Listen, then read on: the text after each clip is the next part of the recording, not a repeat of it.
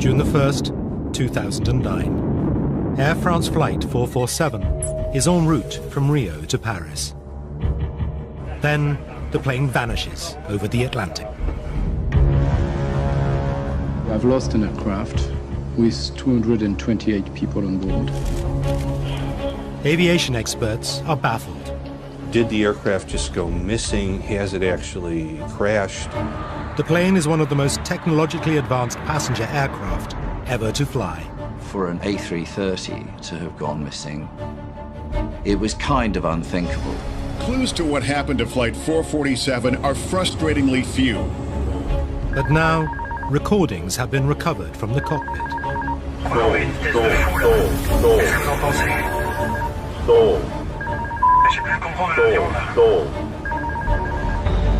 These incredible tapes don't only reveal what caused the crash. Hold up. Hold up. Hold up. They pose a disturbing question. Just how safe is flying today?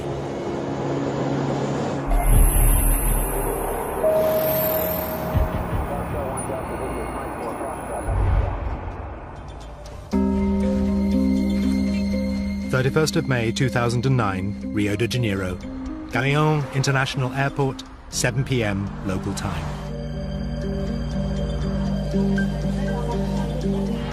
The Air France flight, an Airbus 330, takes off for the 11-hour journey to Paris. Air France is a great airline. The A330 is the latest generation of airplanes. The aircraft is so technologically advanced, aviation experts claim it pretty much flies itself. The pilots will be flying the aircraft manually during the takeoff. As soon as the aircraft's off the ground, the pilots will put the autopilot in. Then it doesn't come out until the last 500 feet of the descent. They trip the autopilot out, and then by the time the aircraft's come to a halt off the runway, you've had about 2 minutes flying. So it's about 4 minutes of flight. There are 228 people on board from 32 different countries, including 5 from the UK, but the majority are French.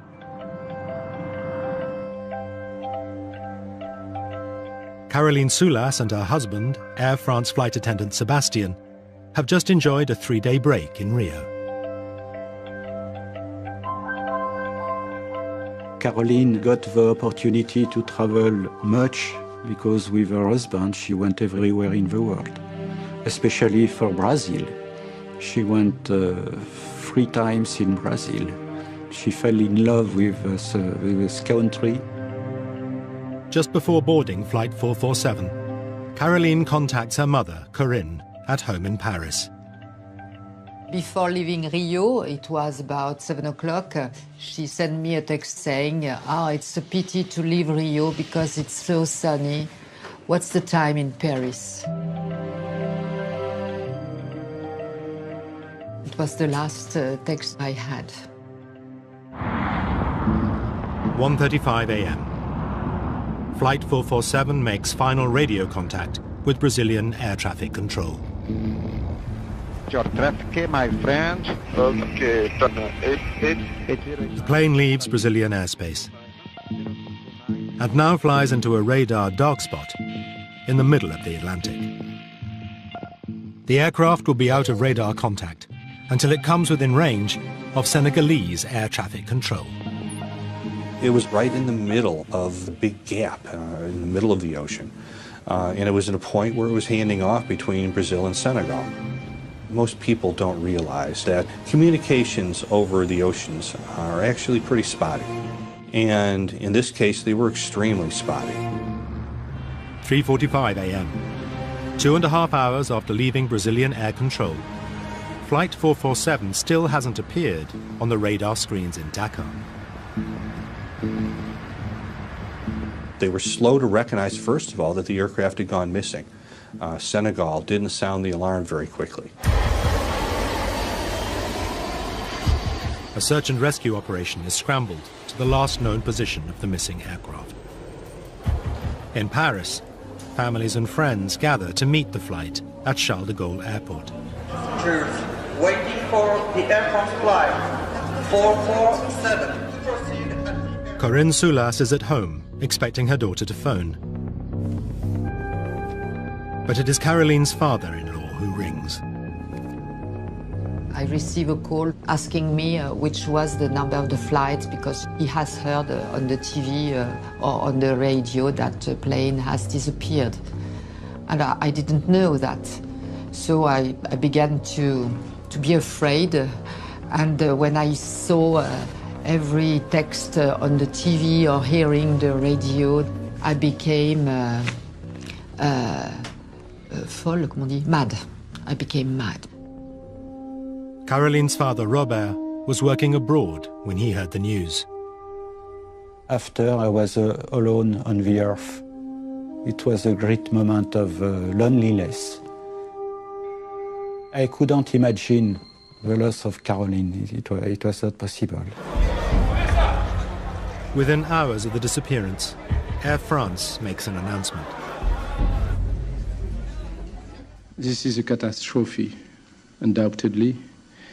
And we have lost an aircraft with 228 people on board. Flight 447 has seemingly vanished. No mayday, no trace on radar, no witnesses, and no sign of wreckage. Clues to what happened to Flight 447 are frustratingly few. There was so little information available initially. Did the aircraft just go missing? Has it actually crashed? Where was the wreckage? The crew showed no sign of alarm, because if they were seriously alarmed by something, they'd have made an emergency call to air traffic control, but they didn't. And the fact that there was no distress signal, what does that say to you? It could be, dare I say, a bomb or something like that. First thing people think about now, post-2001, is terrorist attack. When French intelligence officers check the passenger list, they spot names they suspect are linked to radical Islamic organizations. Only the wreckage could confirm or disprove the bomb theory, but they cannot pinpoint where the plane went down. The difficulties for Air France 447 were huge. Firstly, the aircraft crashed in an area where there was no radar coverage, so it was not possible to locate where it had hit the sea. So the search area was enormous. They were looking over an area of 17,000 square kilometers. On June the 6th, 5 days after Flight 447 disappeared, fragments of wreckage, along with 50 bodies, are discovered approximately 600 miles off the coast of Brazil. The find rules out a bomb. The plane was in one piece when it hit the water. The fact that the bodies that were found floating on the water came from many parts of the aircraft, as when they were identified, gives some indication that the aircraft was intact and the people were still inside it when it struck the water. But if an explosion didn't down Flight 447, what did? How can such a sophisticated, expensive machine have such a large, profound loss of life?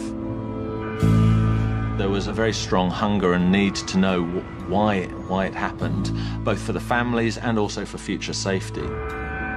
With over 600 Airbus A330s in daily service worldwide, it's vital to find out what caused the crash. The answers could lie in the plane's black boxes, but they are lost 2.5 miles down on the seabed. I want to know exactly why my daughter died. The reason why.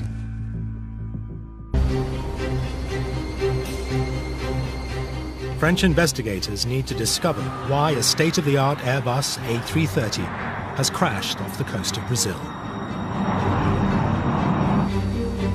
They believe the missing flight data black boxes can solve the mystery. It was possible that we would never find the black boxes, and certainly there have been accidents in the past where the black boxes have never been found. A French nuclear submarine is enlisted to join the search. It can pick up the ultrasonic signals transmitted by the black boxes.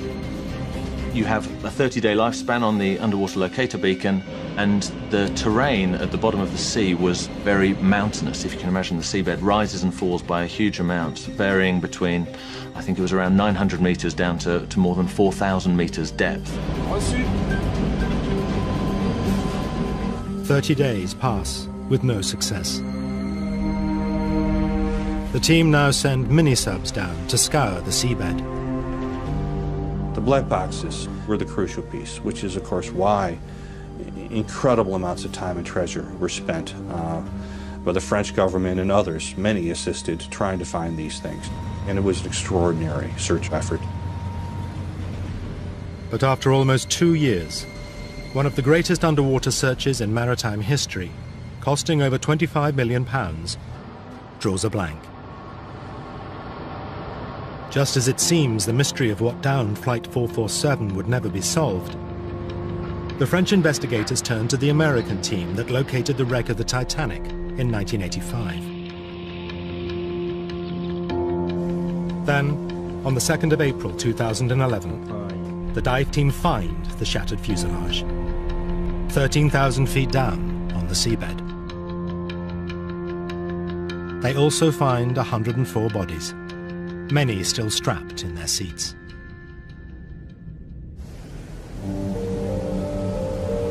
Quite a few of our families were literally kind of on tenterhooks waiting for a call as to whether their loved ones had been found. And for families that then get the call saying, sorry, we haven't found it, their hopes have been raised up, then dashed again. 74 bodies remain missing, including that of Caroline Soulas. It was a nightmare, a new nightmare for a lot of families. But deep under the Atlantic, the divers are still searching the wreckage. Until, at last, they find what they are looking for, the black boxes. When they did find them, it changed everything, because now we started really getting a clear picture. The families and friends of the 228 people who died now have a chance to find out what really caused the crash. The black box data will unravel the precise sequence of events that led to the loss of the aircraft. The actual recordings have not been publicly released, but actors will read a transcript documenting the final, terrifying minutes leading up to the crash. Je crois qu'on va une vitesse de fou là.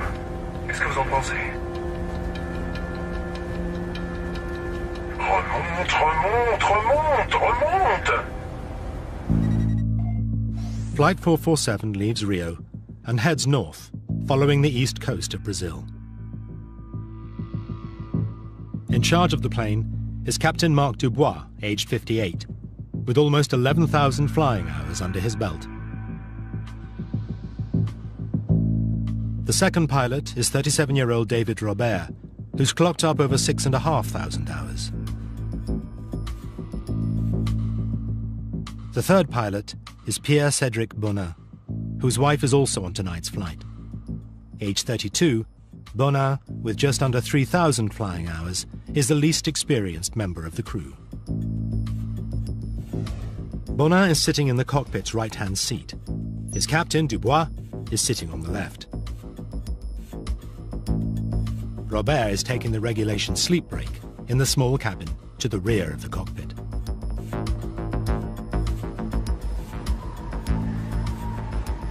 Dinner service is over, and the cabin lights have been dimmed. The plane is due to reach Paris in 8 hours' time, and many passengers will now try and grab a few hours' sleep.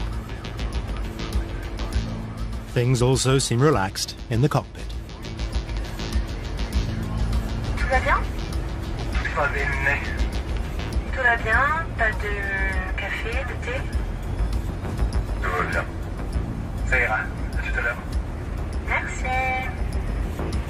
They're making radio calls, passing position reports to air traffic control. It's all pretty quiet. In the middle of the Atlantic, in the middle of the night, there's not much to do. Captain Dubois is a veteran of the Rio-Paris route. and points out an upcoming landmark to his junior first officer, Bonin. C'est l'équateur. J'avais compris, je suppose. Ah, je m'en doutais. As they approach the equator, they will enter an area called the Intertropical Convergence Zone. For aviators, that area is famous for creating convective weather or thunderstorms. It was generating some really interesting and severe areas of weather the night of the crash of Air France 447. Michael de Villiers has analyzed the weather patterns on the night of the crash. What it shows there is the areas that were forecast on the significant weather chart where there would be thunder activity, quite a few around. Thunderstorms are probably the most dangerous form of weather. It's strong updrafts and downdrafts, can knock the aircraft around, can also cause structural damage if a thunderstorm is severe enough. You get icing, you get the hail, you get lightning, which can also damage an aircraft.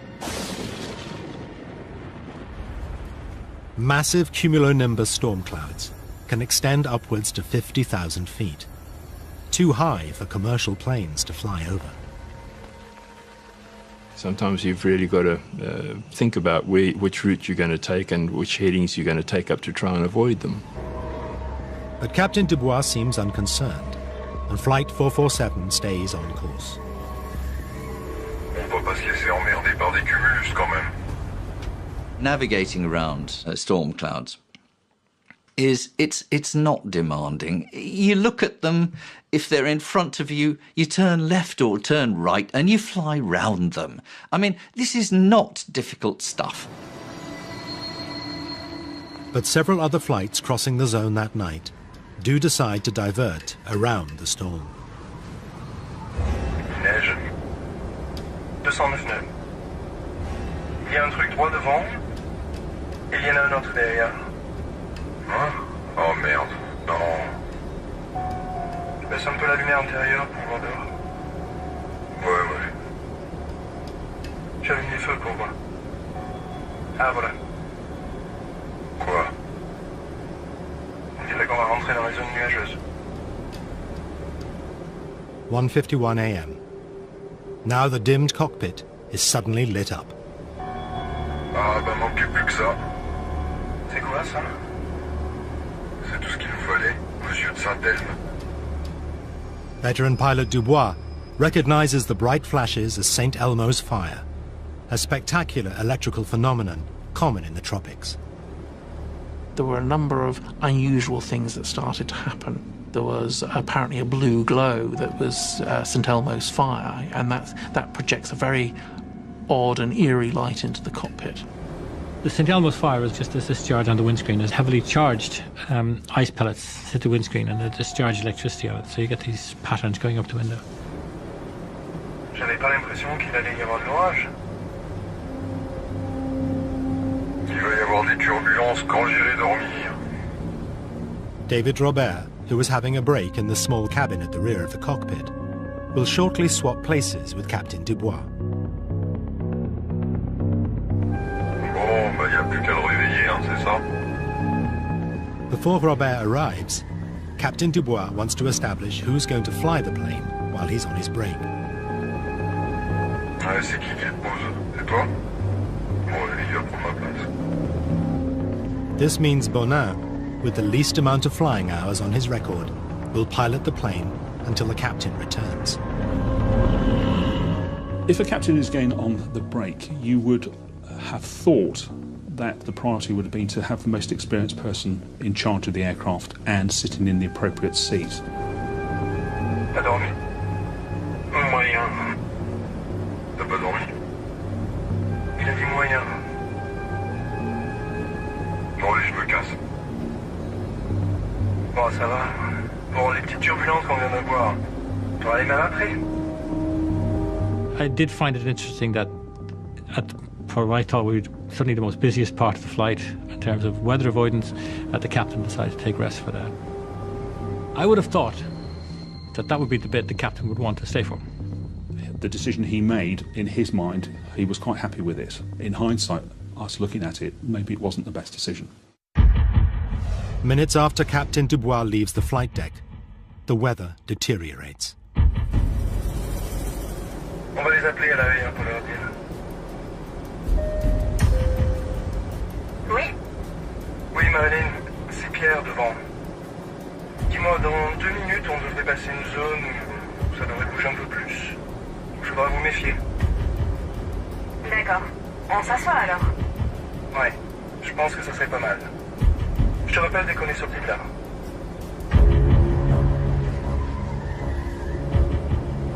Vache, heureusement que c'était la 330, hein? C'est clair. Moins 42 degrés. Robert suggests changing course to avoid the storm clouds. Tu veux pas tirer un peu plus sur la gauche, là? Excuse-moi? J'ai dit, tu veux pas un peu plus tirer sur la gauche? As Bonin steers the plane 12 degrees to the left, a sharp, chlorine-like smell spreads through the cockpit. T'as touché la clim? J'ai rien touché du tout. Si c'est pas la clim, c'est quoi cette odeur? C'est l'ozone. Robert, who's flown many trips across the tropics, instantly recognizes the strange smell. But it seems to startle his younger colleague. C'est quoi ça? C'est un rapport avec l'électricité? Non. L'ozone, c'est de l'air chargé d'électricité. Non. Ah non, d'accord. There were unusual smells in the cockpit. There were electrical disturbances and electrical phenomena around St. Elmo's fire and so on. So there are many things that can contribute to degraded pilot performance. 2:10 a.m. A loud sound is heard in the cockpit. Experts analysing the black box tape believe it's the sound of ice crystals hitting the aircraft. Then, an alarm is triggered. The alarm warns the crew that the autopilot has shut down and handed control back to them. Je les comprends. D'accord. Bonin is sitting in the right-hand seat and takes manual control of the plane. His more experienced colleague, Robert, is now effectively co-pilot. What the crew don't realize is that the plummeting temperature has caused ice to block 3 vital sensors, called pitos. The pitot system, which basically detects the speed of the air against the aircraft, ended up becoming blocked. Therefore, that effectively dropped to 0 and they lost all speed indication.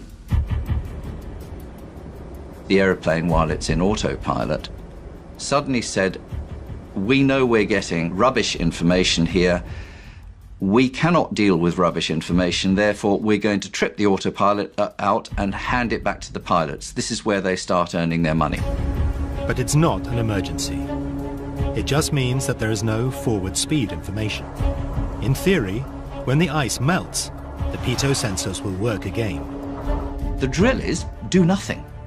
Literally, just fly the aircraft, continue to fly it straight and level, leave the power where it is, because it's been working pretty well for you up until this point. If the crews touch nothing, the aircraft will remain fairly stable while they sort themselves out and get the aircraft into a safe flight configuration.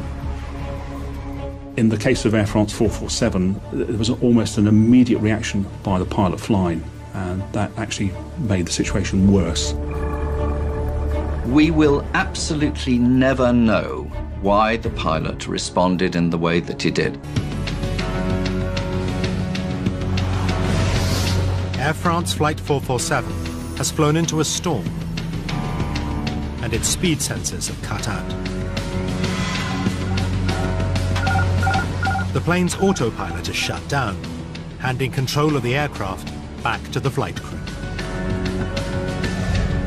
The captain is on a sleep break. First Officer Bonin is now flying the plane manually. His fellow officer, David Robert, with many more flight hours experience, is handling radio comms. Je les commande. D'accord. Bonin controls the plane with a side stick. He had the side stick in his right hand, and he just yanked it backwards. In layman's terms, what the pilot flying did was pull back on the control stick, which caused a change in the pitch attitude to go nose up, causing the aircraft to climb. The black box data confirms why Bonin wanted the plane to climb. The aircraft instruments showed a loss of altitude of 400 feet or so. But when the speed sensors froze up, the instrument displays gave the pilots false readings of their speed and altitude. It was not an actual loss of altitude. It was only instrumental. It was false. It was wrong. Ça n'affiche pas la bonne vitesse. On a perdu la vitesse, c'est ça? You've got to rely on your instruments, and of course if your instruments are now faulty or telling you wrong information, then it's difficult to know where to take that, because you train to rely on these things. Bonin decides to trust the instruments. He pulls back the stick, and the plane starts to rise. The aircraft will go up quite rapidly. In fact, at one point it's climbing at 7,000 feet a minute, which is a very high rate of climb at that altitude. Because he was going uphill into very thin air that the aircraft couldn't be supported by while it was at its weight, the aircraft started slowing down, just like if you leave your foot on the accelerator of a car and it starts to go up a hill, it will slow down unless you give it more gas. So this airplane was slowing down. Now, another alarm rings out. The stall warning. A stall happens when the aircraft is going too slowly for the wings to produce sufficient lift, and therefore the aircraft starts to drop. It starts to fall. It stops flying, starts falling. To prevent the plane falling, Bonin needs to act quickly.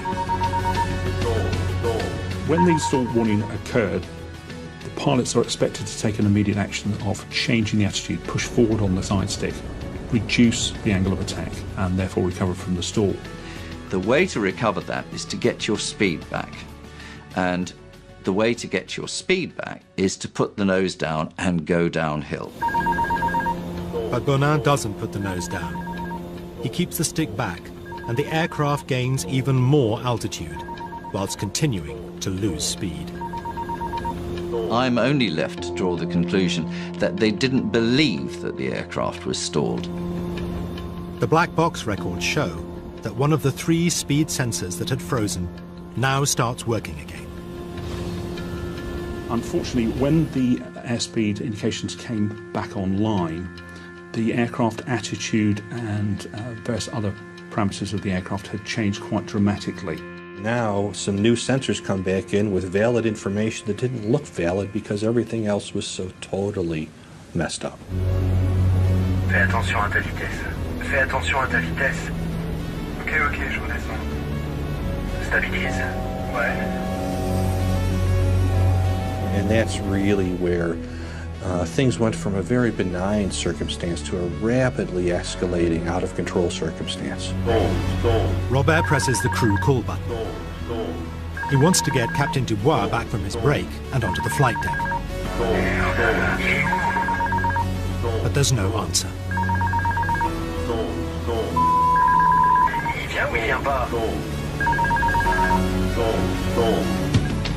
Air France 447 is now 7 miles above the sea and still climbing.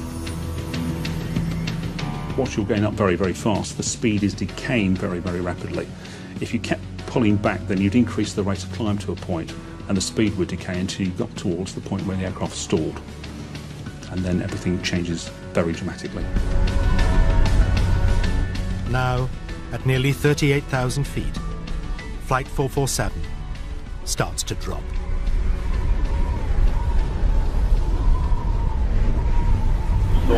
On a pourtant les moteurs, qu'est-ce qui se passe, bordel? Tu comprends ce qui se passe ou pas? J'ai plus le contrôle de l'avion. J'ai plus du tout le contrôle de l'avion. Merde. C'est quoi là? Je crois qu'on va trop vite. Just under a minute after he was first called, Captain Dubois returns to the cockpit, taking the jump seat behind the younger officers. Bon, qu'est-ce qui se passe là? Qu'est-ce que vous foutez? Mais qu'est-ce qui se passe? Qu'est-ce qui se passe? Je sais pas ce qui se passe. On perd le contrôle de l'avion. On a totalement perdu le contrôle de l'avion. On comprend rien. On a tout tenté. When the captain emerged onto the flight deck, that was a point at which a fresh set of eyes could have made sense of what was actually going on, and there was still time to recover the aircraft. There wasn't any conversation about here's what happened and here's how we got into it. I think it would be very difficult for somebody just walking straight onto a flight deck to suddenly instantly determine, oh, you are in a deep stall descending at 10,000 feet a minute with a high-nose attitude, you need to do this. Alors tiens, prends ça. Prends ça. Le problème, c'est que j'ai pris le vario. D'accord. The variometer, the instrument that measures the vertical speed of the aircraft, has stopped working. J'ai plus rien qui s'affiche. On n'a pas une seule indication valide. They were faced with unreliable indications of things, and they were trying to make sense of what was reliable and what the aeroplane was actually doing. So they were struggling to know what you could believe and what you couldn't believe. Because Bonin is still pulling the stick back, the nose is up and the plane is stalling. Je crois qu'on va à une vitesse de fou là. Qu'est-ce que vous en pensez? He thinks the plane is going too fast and moves to put on the air brakes. At that point, that's absolutely the wrong thing to do. The problem already was going too slow and not having enough lift. The speed brakes would have made that worse. David Robert rapidly overrules the man flying the plane. Non, non, surtout sors pas les freins. Non? Ok. Les sors pas. The aircraft now falls to below 30,000 feet, but they still have time to recover the situation. If they had stuck the aircraft's nose down and applied a decent amount of power, they could have recovered completely from the stall and, with an undamaged aeroplane, resumed the flight. Robert now takes over control of the plane without issuing the customary verbal acknowledgement. But he doesn't realize that Bonin is still pushing back on his stick, and the crew concentrate on getting the wings straight, rather than powering the plane downwards out of the stall. Les ailes sont à l'horizontale, non? Les ailes à plat. Aligne, redresse. Sur l'horizon. Sur l'horizon. They didn't understand what was happening to the airplane. They didn't have it. The picture they had in their head of what was going on was so confused that the actions they took, which they hoped would recover the airplane, were absolutely the wrong actions. On tire, qu'est-ce que t'en penses? Qu'est-ce que t'en penses? Qu'est-ce qu'il faut faire? Je sais pas. On descend. They were suddenly faced with something they'd never experienced before, and therefore there was a moment of complete shock, and known as the startle effect. A lot of things were happening all at the same time, and they didn't quite know exactly what was happening.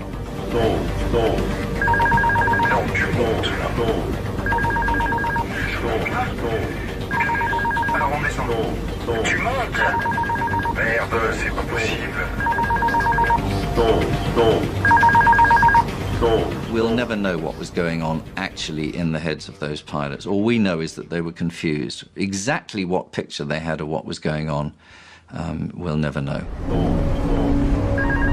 The stall alarm, having rung 58 times, now cuts out. The computer stopped telling the pilots that the aircraft was stalled because it had gone into realms that the computer just didn't recognize. The computers have switched off. They've said, sorry, there's no information here that I can work with, so I'm out. The ocean is now just 20,000 feet below the rapidly descending plane. The aircraft went down that way with an average rate of descent of 10,000 to 15,000 feet a minute. That is quite a lot. And that means there was an awful noise. The aerodynamic noise was terrific because there was so much turbulence being generated by the wing. Robert thinks he is flying the plane, but doesn't seem to realize that Bonin is still pulling back on his stick and still keeping the nose of the plane up. Attends, moi j'ai les commandes. C'est moi qui ai les commandes, non? It certainly appears that there was a breakdown of the discipline and communication with it on that flight deck. Ça y est, on va arriver au niveau centre. Flying through, they saw flight level 100, which is 10,000 feet. I think that was a point where we went from, we have some time to figure this thing out, to like, we might not be able to save ourselves. This aircraft was falling out of the sky like a stone. It was absolutely not flying. It was falling. And it was falling with its nose pointed upwards. Remonte, remonte, remonte, remonte! Mais je garde à fond là depuis tout à l'heure. Captain Dubois now gets the vital information. He realizes Bonin has been pulling back on the stick, pushing the nose up, and stalling the aircraft.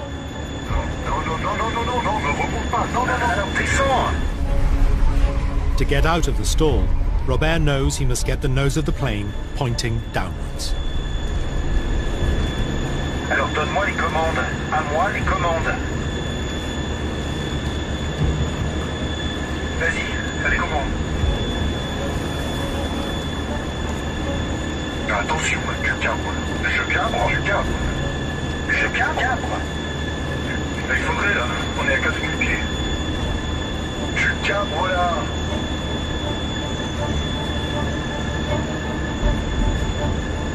The aircraft was mushing down like that, nose in the air, and it was mushing down through the sky like that. As they near 2,000 feet, the aircraft's ground proximity warning system detects the ocean below, and a new warning sounds. Pull up! Pull up! Sink rate!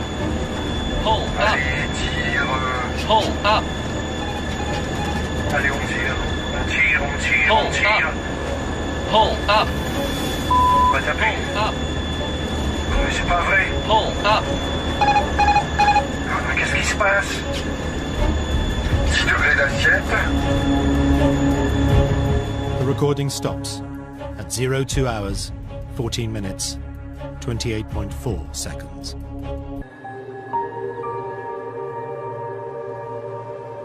"228 people died on Air France Flight 447. The crash also shattered the lives of families and friends. Sebastian Vedovati and Caroline Soulas met in 2003 on an Air France flight to San Francisco.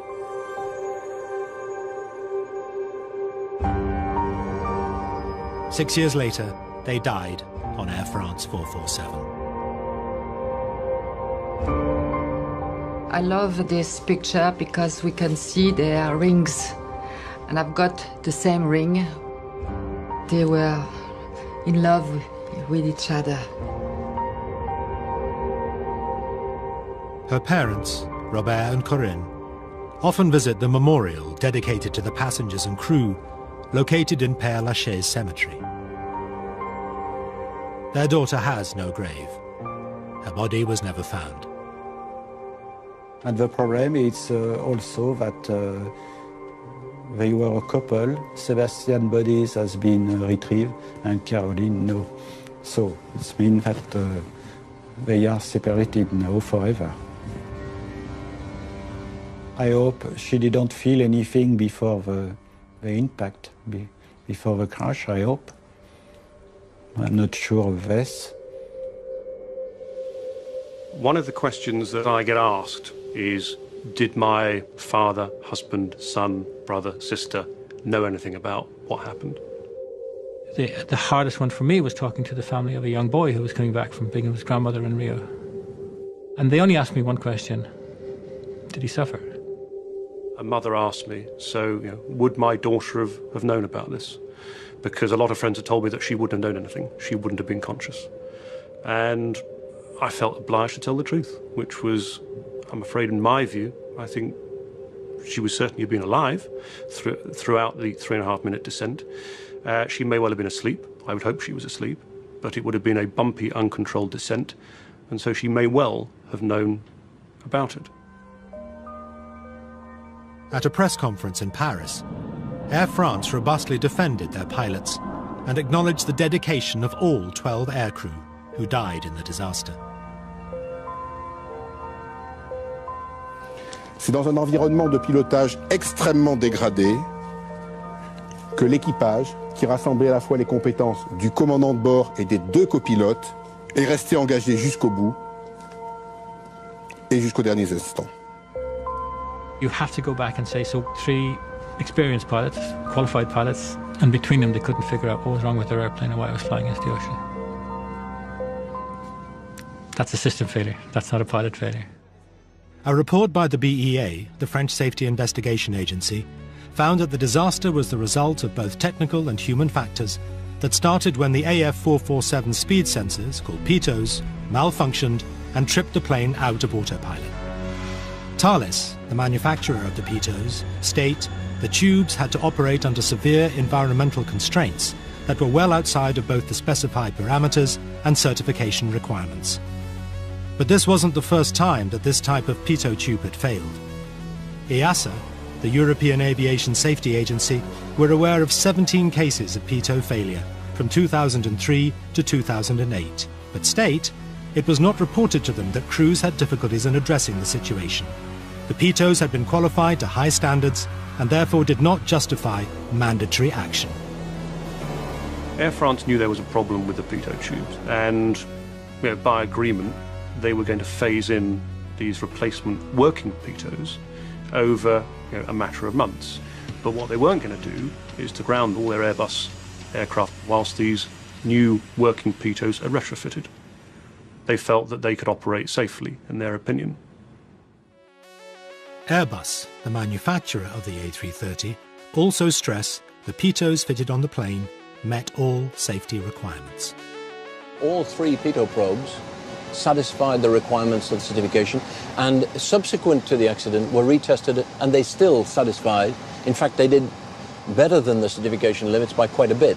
After the accident, EASA made installation of new pitos compulsory, and since August 2009, the entire Air France fleet of A330s is equipped with the new pitos.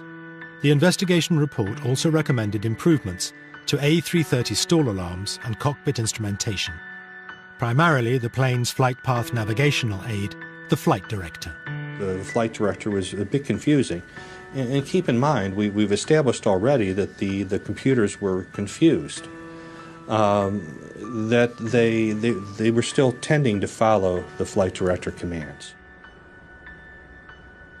Airbus say the pilots ignored operational procedure and should have turned off the flight director as soon as they lost their speed readings. But they will vigorously examine all recommendations made by the BEA. But does advanced technology always make flying safer? The aeroplanes themselves, they may be simple to fly, they may have automation to help you do it, they may have computers to help you calculate things with incredible accuracy, but they are immensely complex. So if anything goes wrong, it's rather like something going wrong with your computer. An airplane's just a big bunch of computers nowadays. So can we trust that pilots still have the skills to fly? The crew of AF447 were fully trained and qualified. But the French investigation recommended additional training for pilots. To some extent, this accident was predictable. We've known for a long time that there are areas where pilots need better training, And it's not just on Airbus type of aircraft, it's on all the modern jet fleet of aircraft. Pilots who are primarily used to using all the automatics can have their manual flying skills degraded, and this is a concern within the industry, that is happening. Therefore, if you have an unusual situation that perhaps they haven't trained for, then it does rely on a discipline and appropriate training for those pilots to be able to say, I can still fly this aeroplane. Air France state that over the past 3 years, simulator sessions have been introduced to address unsure speed at altitude, as well as new emergency manoeuvres in case of a stall situation. EASA say they are reviewing all safety recommendations made by the report, and if necessary, will then take measures to improve aircraft equipment and decide on additional training requirements. This aircraft crashed because they didn't know what was going on. They should have known what was going on. Do I blame them? No, I blame the system, the training. The training. It's not Air France either, because Air France trains its pilots like other airlines train their pilots. It's the fact that the training that the law requires the airlines to do is all wrong. It does not address the needs of pilots flying modern, highly automated airplanes, and that is why Air France 447 happened. Next Sunday at 8, Kevin McLeod's Man-Made Home. More details coming up. Tomorrow, 24/7 with the SOS teams of Blackpool. 999. What's your emergency? And there are plenty of them at 9. But coming up, Mickey Flanagan and Jonathan Ross. Do they remember the 80s? It's a big fat quiz special on the way.